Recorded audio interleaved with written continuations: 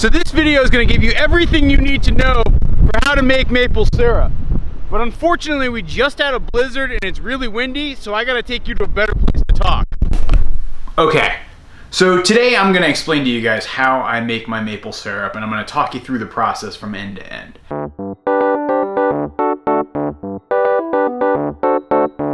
Maple trees are those common trees that have the palm-shaped leaves. They're abundant here, especially in Vermont. You can tap all sorts of different maple trees, but what works best is if you're tapping the sugar maple tree. The sugar maple tree, its sap has the highest level of sugar concentrated in it, so it only takes about 40 gallons of sap to make 1 gallon of maple syrup. So step one for you is to really recognize and identify your trees. The easy way to do it is do it when the weather's nice and there's leaves. It's easy to recognize and identify a maple leaf. I mean, just think of the Canadian flag and boom, there you go, you got your symbol right there. The Canadians maintain a threatening lead in Zamboni technology.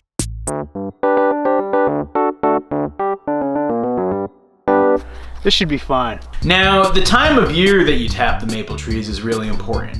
You don't want to do it in the dead of winter. You don't want to do it too late in the spring. The perfect scenario for collecting sap from a maple tree is to find those days where they're above freezing, but then at night it drops below that 32-degree mark and things freeze again. Because what happens is when it freezes, the tree makes sure that its sap stays below ground, but when the weather warms up, the sap shoots up the tree and starts running into all the branches and all across the wood. So what happens when we're tapping is we're essentially creating a little hole that some of that sap is gonna leak out. All it takes is a drill and a little spigot type thing known as a spile, and boom, you can just drill the hole, take the spile, bang it in there, and you're ready to go. You're gonna want to attach a bucket so that you can catch the sap, and you'll probably want to cover that bucket so water or snow or sediment or bird poop doesn't end up in your sap bucket. But it's okay, because when you do get ready to cook, you're gonna drain and strain that anyway. Collection of sap is a pretty easy and straightforward process. You basically just go and check your buckets every day or two. Because I don't have a tractor or heavy equipment to move the sap around, I will store my sap in just a standard 5-gallon food grade safe bucket. It's important to have the food grade safe buckets. If you use just your traditional Home Depot orange bucket type of deal, that has plastics that can degrade and you don't want that. I prefer the metal buckets though on the trees, because I've had bad luck where cold temperatures and plastic and freezing and unfreezing sap can just crack the buckets, and you don't want to have to deal with that. When you collect your sap, it's important to keep it cool. You don't want to leave it out in the sun. You also don't want to hang on to the sap for too long. The rule of thumb I've found is just only wait 1 week before boiling it down. That stuff can go rancid. Probably the hardest part about making maple syrup is the evaporation process. It's not extremely hard, but there are some things that make it harder. There's some things that make it easier. And if you do it a smart way, it's not that big a deal. You have a whole bunch of water that's very diluted and got a very, very small amount of sugar concentrated in it.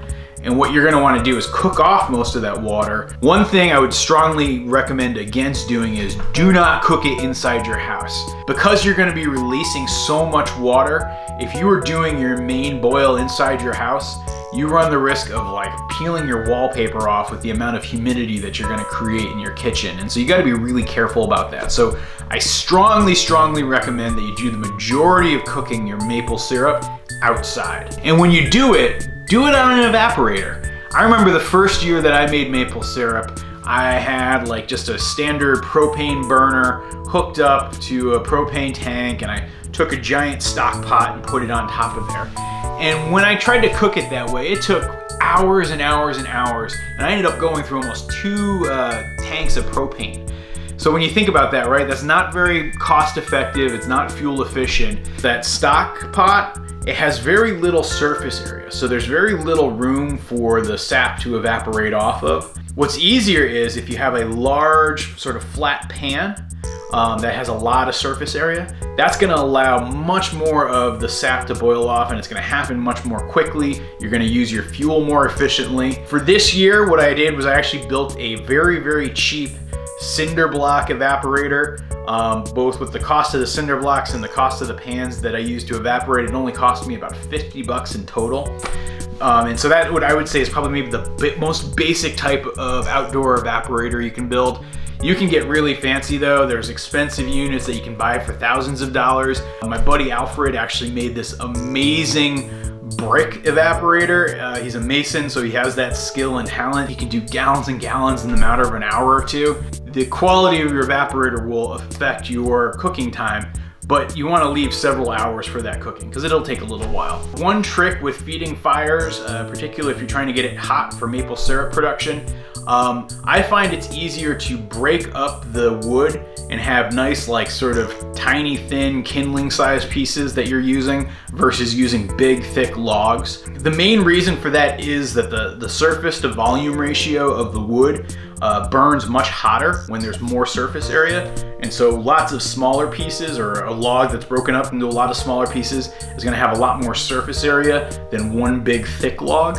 Again, that's gonna speed up your heat, that's gonna make it hotter, that's gonna make you cook quicker. And so, you know, it's funny when you think about it, right? I don't know, is that physics or chemistry? I guess that's technically physics. You're using science. Yes, science! Once you start to get your sap boiled down and it starts to taste a little bit like maple syrup and you're starting to get that nice brown color to it, that's usually about the time that you're gonna wanna figure out a way to finish the syrup. I separate the overall evaporation process from finishing because, you know, getting maple syrup just right and getting it at the right temperature and the right consistency is a very finicky process. It doesn't take long to go from having sap to burning your maple syrup, particularly as you're cooking at a higher temperature. And so what I will usually do is, once I get to that final stage where it's very close to being maple syrup, I'll pull it off of my larger evaporator and I'll bring it inside and I'll cook the remainder of it down on my stove inside the house.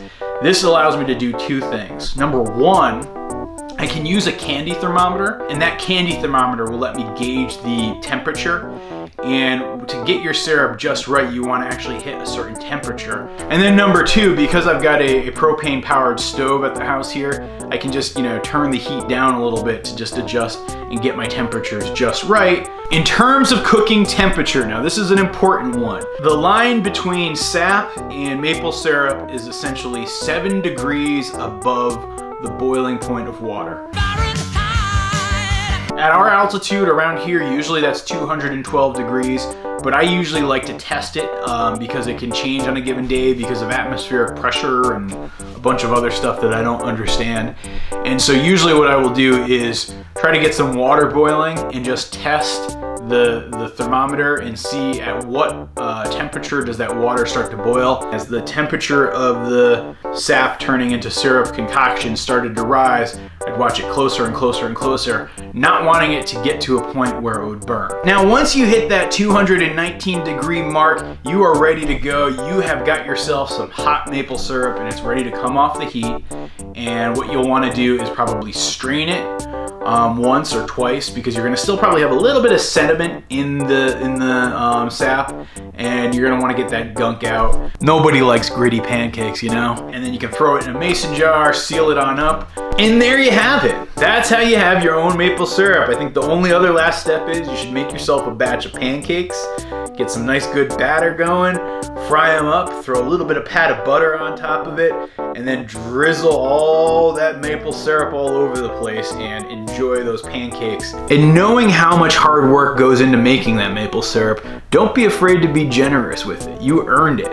You know, and as you're at the store and you're out there looking at, you know, different types of syrup that you can buy, and you see Mrs. Butterworth on one end and you see, you know, a bottle of real Vermont maple syrup on another, recognize that the reason that one probably costs 4 or 5 times as much is because of how much work goes into it. But then, as you guys know too, as you taste it, There's no taste quite like it, and so it's totally worth it. A special shout out and thank you to my good buddy Pinbo Sai. Pinbo's the one who did the awesome illustrations for this video. You can see some of Pinbo's artwork at yopinbo.doodles on Instagram. I'll leave a link down below. So I hope you guys have enjoyed this guide on how to make maple syrup. Let me show you some additional resources. If you want to learn more on making that evaporator, check out this video. Or if you want to see how I tap trees, check out that video. And don't forget to subscribe to us here at Goldshaw Farm, where we are building a farm here in Vermont.